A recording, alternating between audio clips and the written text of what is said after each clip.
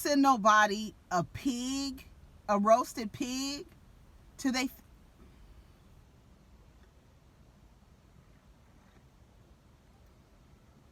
That to me is like you're sending me something dead. You're not giving me we're not doing a roasted pig. We're not having a luau, bitch. Why the fuck are you sending me a dead animal? That's some hex shit. Like, we're not playing this game. If you want to, we can. But why? I didn't like that at all. I was like, ugh, Jocelyn, that was ugly. That was ugly. That was not cute. You don't need to. Jocelyn need to get. And then I guess she got this show, Cabaret. She's still acting a fool. Like, but you don't like girls with bad attitudes. This is what you said. You don't like prima donna because she has a bad attitude. I'm on the damn TV and I'm looking at you grabbing bitches' hair, like women that are younger than you. I don't know what you're doing. I don't know what's going on with Jocelyn. I don't know. But girl, whatever. So what happened? Oh, so prima donna and Tip, they get over their thing. She apologized. She's inviting her to a release party of all her what do you call it? Of all her products. Okay. So they're all gonna go. Trina's gonna go. Joy is gonna go, and they're asking Jocelyn, "Why don't you like prima donna?" And Jocelyn really can't say, because to me it looks like it's some shit. I don't know. I guess we'll find out. But Jocelyn's not really saying. Jocelyn says she's gonna send her something, and then Joy and Trick finds out that Briscoe and Joy went out together, and he was looking crazy. Trick still likes Joy, and Joy is like, and Joy is not with the shit. It's like, it seems like she feels sorry for Trick. There's a lot of sympathy going on, but she's still trying to find him someone to take his mind off of her. She don't want to be with Trick. She wants to be free. But she said, remember how I said that they're always going to be, they just seem like that. They're just always going to be family. Joy is always going to be around. They're just going to be family. And that's what it is. So what happened after that? Trick was looking crazy. So the girl she had her white party. She came out in green. Tip looked really nice. She came through. She looked really nice. Even Trick was like, who is that? She was like, that's Tip. Then he was like, ooh, okay, girl. And I think that was pretty much it. Let me see. Let me get to the beginning of this. What else happened after that? Sukihana. Oh, so when Sukihana and Nikki Natural and Joy and Bucky, what's her name? Shay, they get into it. Nikki Natural takes Sukihana's phone, which I don't understand the purpose. Okay, this is what I'm gonna say. Love and Hip Hop Miami is the people on there are too young. It's the age spectrum is too wide. It's like you have Trina, Tip, prima donna. I'll include Jocelyn, but Jocelyn is like in the middle, because you have these older women who are trying to change their image. Even Trina is trying to do. Amara La Negra. I almost forgot about her. Trying to, turn a page. And then you have this other group of girls who are okay with fighting and who are really that young, mentality, immaturity, like you ready to fight. Everything is resolved in conflict and battle. So this is what you have a spectrum of. Even though Jocelyn and Prima Donna and Tip, they probably still with the shits, but there's a level of, as you grow up, you're like, okay, I don't have to respond like this anymore. It's not necessary for me to respond like I used to respond when I was in my 20s. You understand? You understand. And I think right now, with the way that, you have Amada, she's trying to get her business off the ground. She ain't with the shit. Trina, she trying to be a manager. What's the name? Trying to be a manager. The Tip trying to be a manager. And then you got Prima Donna, who has her businesses and stuff. it's two ends of the spectrum. You even have Tip trying to help Sukihana, and then being like, you can't be out here fighting people and getting into fights. We're trying to take our shit past Instagram. You cannot, the Instagram is not going to last forever, and you cannot build, I mean, you can build some money on Instagram, but it's not, you got to look outside of that, those squares, and realize that there's other things. You got to go out, you got to do this. And this is what Trina is trying to, I mean, not Trina, but Tip is trying to explain to this girl. And the girl's like, you know, the most. She's just doing the most. And because she's young, you know, she's immature, you know what I mean. I'm sure in about 15 years she's gonna look back and say, I was hecka immature, I was immature out here on these streets. I was on TV acting like this. Maybe she will, maybe she won't. Some people learn and some people grow, some people don't. So it is what it is. So Amada and what's her boyfriend's name? MJ, LJ, something. I don't like him at all. He tells Amada that here's two things I don't understand. He's telling Amada that he told Julian about the time when Julian tried to slip into bed with her when he was drunk. And he mentions it to Julian.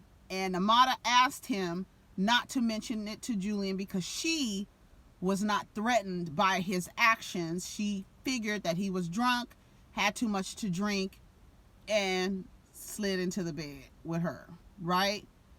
And what I thought, and I just realized it, because if she did not feel threatened, she didn't feel like he was trying to do anything. She felt like he honestly was drunk and, you know, whatever. That's how she felt. So, unless she came to you as her boyfriend and said, you know what, you know, I'm telling you because this happened, but I don't want you to say anything to him, and then you say something to him, and now it's going to create tension in their relationship, and she doesn't want that. And she seems very like, I don't know if she's doing it. There's some women who act stupid and they just act like, oh my God, I don't know what to do, and I need a man to help me make a decision. And it's very much an ego stroke. I know a lot of women who do that, and it works for some women. But if you're talking about your business and your career, and you have some man who seems like he sees a meal ticket in Amada, I don't know what it is. And I feel like Shay does too. Like, I feel like Shay and her brother see Amada as a meal ticket. I don't know why. You're not even a manager, and you're telling her to lose her manager. If you really cared about her business, you would go find her a manager, because you're not about to be her manager, because you didn't even know that in her contract. You didn't even look over her contract with Julian, where he says, listen, if you want to leave me as a manager, I own everything you work for while you was with me. I own it, everything. How did you set that up like that? How did you miss that? It's because you're not trusting people. You trusting people too much. You're very naive. I don't know what it is, but, and I don't know. I don't like that guy. I don't like him at all. I think he's very, I don't like a man who feels like he has to prove his manhood all the time. What is that about? What is that about? Like, you got to prove you the man. I'm the man in this. I'm supposed to do that. Who said that you were supposed to do that? Who told you that you were supposed to control this woman's finances and her business? Who told you that? Who told you that that was your job? Where did you get that from? Who gave you that information? Who told you that? And who told you that you, as a man, you disrespecting, if your girlfriend told you don't say nothing, why the fuck are you going against her and saying something? Because you are a man? Is that why? So that gives you the right? Because you have a penis? Girl, if you don't get your ass out of here, I do not like him. I do not like him. I don't like how controlling he is. But that's what we're gonna do. We're gonna lose. Why? You gonna get rid of Julian? Why? Cause you jealous? You feel insecure? You know that this man has some kind of attraction to your girlfriend because he was drunk, but he still got in bed with her. So there's some attraction there. I don't know if he thought something was gonna happen or what. Cause honey, all a nigga needs is space between the legs and opportunity. It don't matter who it is. You hear me? And I don't know if you thought. I think that he's jealous. I think he's insecure. I think he feels like this man already has some attraction to my girlfriend, and he's managing her, and he's also telling her to focus on her career. But you want a baby? I want a family.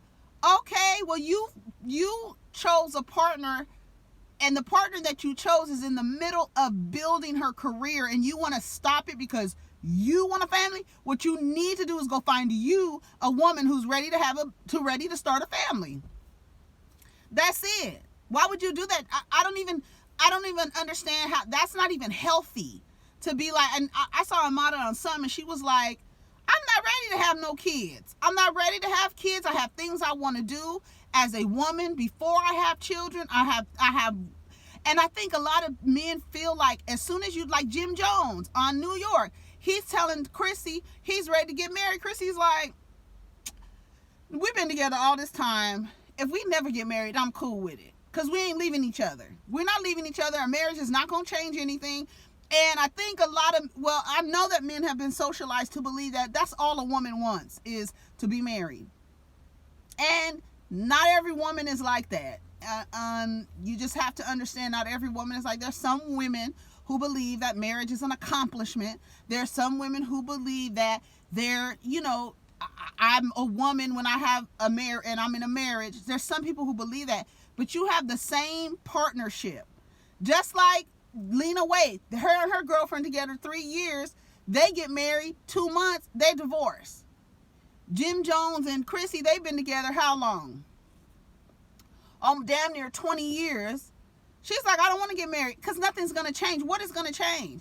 Then people talking about, what life, honey, all she needs is a life insurance policy and advance directives. That's all she needs. All she needs to say, this is the man I want to make medical decisions on my behalf in case I'm unable to.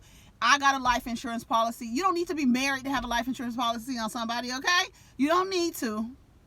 So if that's how you want to protect you're seeing the end of the marriage. How's a person going to be protected for everything that they've invested in the marriage? It doesn't have, in the relationship. You don't have to be legally bound to someone to have a legal contract between you and another person. You do it all the time. You're not married to everybody else you have contracts with. And you create agreements and contracts through other places. You can't create a contract between me and you as an entity, a sole proprietor, and I have an agreement with this other sole proprietor that says if something happens to my business, my social security number, my name, that this person can make medical decisions on my behalf. But you feel like you got to get married to do that? That's fake. Oh, for taxes. Okay, well, then if that's what you want to do, create a business together and buy your house and do your taxes under that business. Okay? You don't have to do that because that's what you're doing anyway. And when it's time to dissolve the business in divorce, then you got to liquidate. You got to cut through your assets and all that other stuff. I figured Chrissy was like, look, honey, you can't even keep our house together. She said she got over that situation, but that should be an indication like, I don't want to be legally bound to you. You let our house go into foreclosure. I don't need to be married to you. I love you. I love you and you're my Jimmy. But we don't need to be married. I'm sure that's something in the back of her head. Like you can't even properly run the business of our relationship and our home. You can't properly run that business. And that's not someone I want leading my business affairs. You can't. Your marriage is a business, and you can't, as a man, you can't even make sure our house doesn't get foreclosed on. So no, I don't want to marry you. I do not want to. I've invested what I wanted to invest. I'm fine with it. I don't know why people think women desire one thing. Yeah, and yesterday I said I forgot Chrissy's stupid ass proposed to Jim Jones. I really forgot that. I forgot.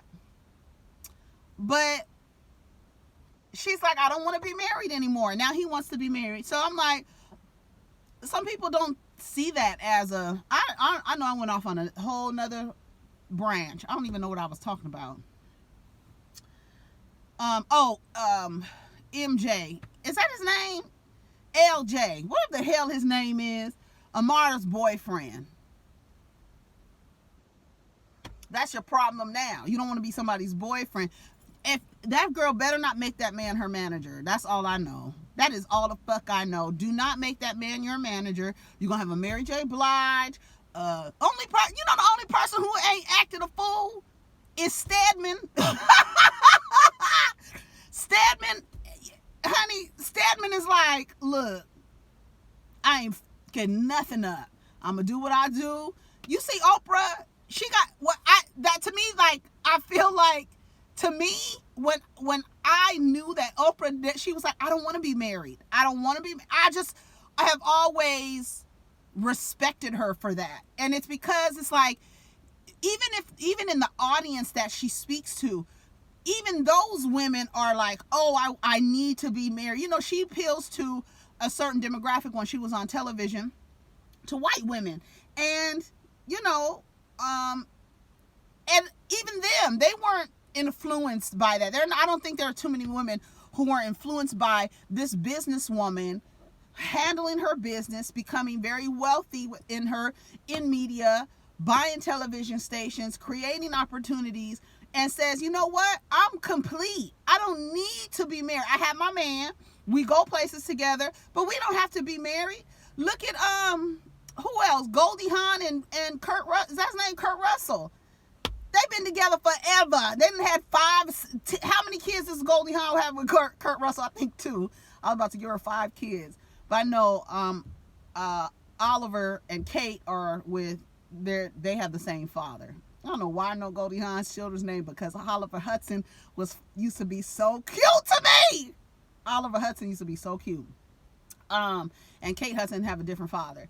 But they've known Kurt Russell since they was little. Goldie Hawn, Kurt Russell. Did they end up getting? I feel like they ended up getting married. Let me look it up. And I used to admire them. It's like, you can have these fulfilling relationships. You do not have to sign a piece of paper or anything. That is only for the creation of a partnership. That you sign a contract. But y'all want to be in love and everything. Yeah, it says partner since 1983. Since y'all been born and alive, Goldie Hawn and Kurt Russell have been together your whole life. And I think a lot of people see it like, I know we going off, but I think a lot of people see it like, I can leave. I don't feel like I'm chained to this person. I can leave at any time. Jim Jones can leave at any time. You haven't gone nowhere. Chrissy can leave at any time. She hasn't gone nowhere. Kurt Russell can leave at any time. He ain't gone nowhere. They've been together for 30-something, almost 40-something years. Not going anywhere. And I think for some people, the idea of marriage is like suffocating and constricting, and like, oh my God, I can't. I bet you if Lena Waithe and her girlfriend did not get married, they'd still be together. Or out of the relationship, because apparently they've had problems, and that's the reason why she proposed. Just like when people feel they about to lose somebody, let me ask them for a hand in marriage, because isn't that what you want? That's what everybody thinks that women want, is a ring and a wedding. And a lot of women do just want a ring and a wedding. That's why they end up with jive-ass niggas struggling and tired and shit. Because all you really wanted was a ring and a wedding, which you could have went and bought yourself a goddamn ring down at the jewelry store and had your own damn celebration of you as a woman in life and living. But some people don't see it that way. There's some, not all, right? In every situation. Some people don't see it that way. Some people, I believe that if If a woman didn't look like a crazy lunatic walking down the aisle by herself, more women would have weddings for themselves. They would have their, what Disney pumped into your 5-year-old brain, telling you you needed to find a prince and you needed to get married and you needed to have a wedding in order for you to wake up out of your unconscious sleep.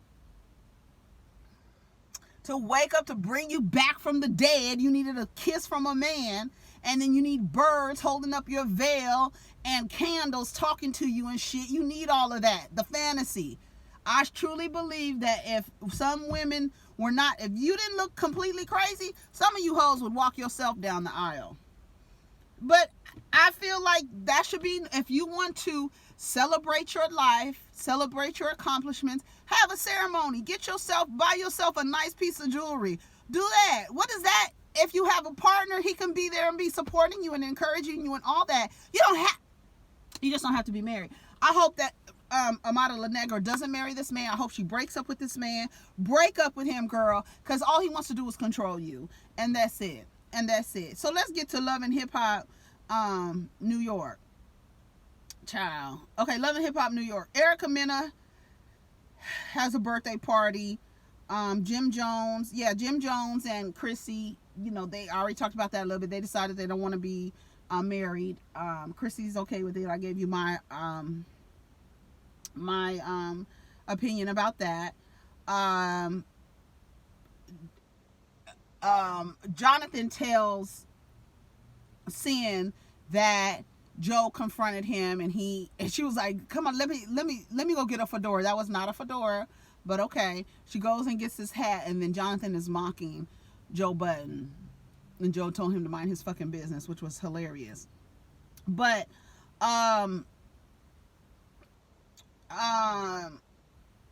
so Erica says that she's going to invite Jonathan to her birthday party and Cyn to her birthday party.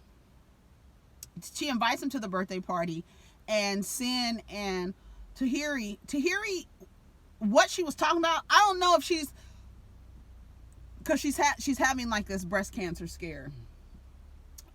She shares with Erica, I think next week, and she said she went to the doctor and her test came back. So, you know, so she's feeling a way about it, and so she's like, I'm out, I'm drinking. So she felt like she was a little drunk or whatever. And then she says, she starts getting into it with Cyn and Jonathan, and they were like, girl, what's going on? Like, are you okay? Because we don't even know what you're talking about. I think Tahiri feels, I don't know how she feels, but based on her behavior and what I've seen, how people behave in the past, she seems to be trying to get them to not be on the side to where I'm trying to get with Joe. But you're flirting with him, you're sitting in his lap, you making it seem like, you know, you're trying to be funny with Joe. So it does look weird to me. And it all of it looks weird. I think it is, especially because you know who Joe Budden is. You have an idea of what Cyn is probably going through. So you have an idea of what Cyn is probably going through. So, but you're still thinking, what do you think, that Joe has changed? It's clear he hasn't, since he proposed to you in Times Square.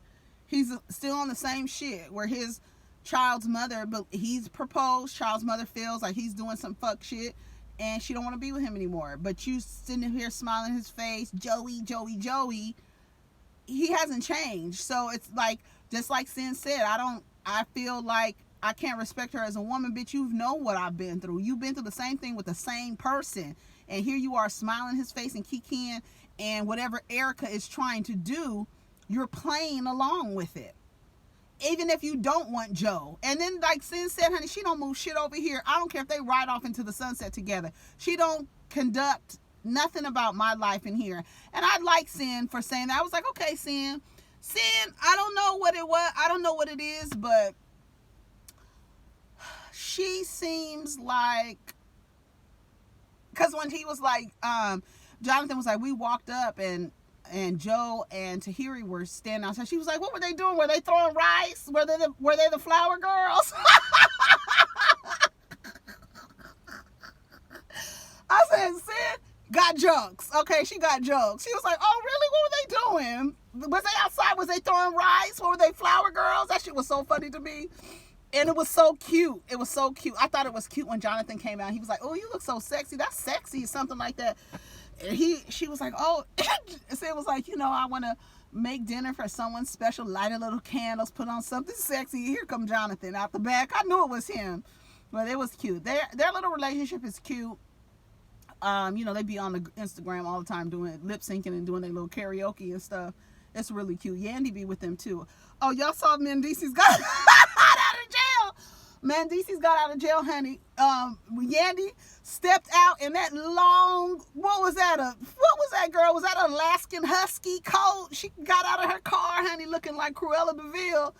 Yandy is a mess. Yandy, what is it about Yandy that somebody said, I don't know what it is, but Yandy is so annoying. I don't know what it is either. I don't know what it is. I find her annoying. I just do. But Mandingo's out, and he went and threw his clothes. They have to make a production out of everything. I was like, okay. So how far ahead the show is, film. That's why I said that Mendeecees did not say that he was getting out in a matter of days. Yandy told his mother that, and that was not what he said. That's why I was like, that's not what that man said. You lying. So anyways, but she's happy. She really about to be on her shit now. And what I thought was sad was so many women were like, "Girl, yes, you held it down. Yandy held it down for Mandingo." Honey, there's nothing admirable about waiting for a nigga in jail. Nothing. Nothing at all. Nothing at all. There's nothing admirable. You don't get a badge for that. You fool, unless you want to get a badge with a Joker on it, damn court gesture on it, you goddamn fool, clown. You don't do that. Let me tell you, don't do that. There's nothing admirable about it. Nothing admirable. And nothing you should be encouraging or, "Oh, girl, you did that, girl." No, you did not do that. She waited for her man. Yandy held it down. Yandy secured the bag. Girl, whatever. Jada wants her money back from Fresher. And Fresher's girlfriend, I don't know why, they've been together since they was in the 6th grade. And he continues to cheat on her. That story, girl, to me, look, you ain't going nowhere.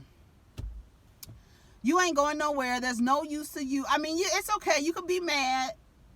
You can be mad. You can be upset. You have a right to be mad. You have a right to be upset. You got somebody in your inbox telling you that your man owes her $70,000. And he's also fallen in love with her, which I don't believe. I believe that Fresher was just giving her some penis, thinking that the penis was going to erase his debt. But bitch, that girl had her, she was like, "Okay, you owe me." She had her shit together. She was like, "You owe me this and that." But then you can tell they've been having sex. And he told her he loved her and all this stuff. But I really believe that he was really playing her. He was really telling her these things in order to keep getting money out of her, to live his life and not do nothing for her. Nobody knows who this girl is. Nobody even regionally knows who that girl is. Who is that girl? We still don't know who that girl is. So Freshly, all you was doing was giving, you was basically doing sex work. She was giving you money, you was dicking her down. And so she done told the wife, he said he loved me, and she's outside, doing all this and doing all this. You ain't go back in his house, girl. You've been with that man since the 6th grade. If you're not getting any dick, that's your problem. If I was you, melted face, you should be out there getting some penis. Get some penis. I wouldn't even worry about Fresher, because you're not going to leave. Just like Chrissy and Jimmy. Y'all not going anywhere. If Jimmy's cheating on you, doing all this other stuff, which I don't get that from him anymore, but you don't know. You never know. if you want to be mad, you want to do that, but you're not going anywhere. So all that performative shit, you outside with luggages and sterilite bins and shit, you ain't going to take that shit back in the house. Go lay down. You get over it tomorrow. That's it. You got kids with the man. You've been with him since you was 12. Before you even understood what a relationship was, you been with this person. And this person has been doing what he wants to do, and I hope that you're doing what you want to do. That's the only advice I got for a bitch who ain't gonna leave a nigga. I hope if your man is cheating on you out down to the wherever, you better be doing the same thing. And that's it. You better be finding someone to fulfill the void that he has created because he's off putting his penis in between somebody else's legs. But you're not gonna leave. So shut up. That's why don't nobody listen to people like that. Like, girl, you ain't going nowhere. Chrissy ain't going nowhere. Freshest girlfriend. Y'all been together for half your life and you ain't got married yet, because you do seem like the type of girl who wants to get married. She may not be, but you know, I'm going with the majority. Majority y'all want to be married. So I'm just going to go with the majority when it comes to that. I need to get my eyebrows done. They are really a mess. Anyway, so that's it, y'all. I've been talking on this thing 30 minutes. The other one was 20 minutes. This video about to be an hour. Okay, let me go because it's 8 o'clock and it's going to take me a while to get this thing straightened up. What do we talk about? Because I need to put it in the title of the thing. I don't know. I don't know. I don't know what we talked about. Love and hip hop. I'll figure it out when I'm editing the video. All right, y'all. I'm about to go upstairs. I got about 2 hours before we start, and that should give me enough time to use up their Wi-Fi and get this video uploaded. All right. Take care of each other. Protect your energy. We'll get down in the comments. I have no idea what we talk about. It's all over the place. Just work with me. I'm going to get a facelift. What y'all think? Y'all look younger. Look. Okay. Anyways, I'm out of here. Take care of each other. Peace.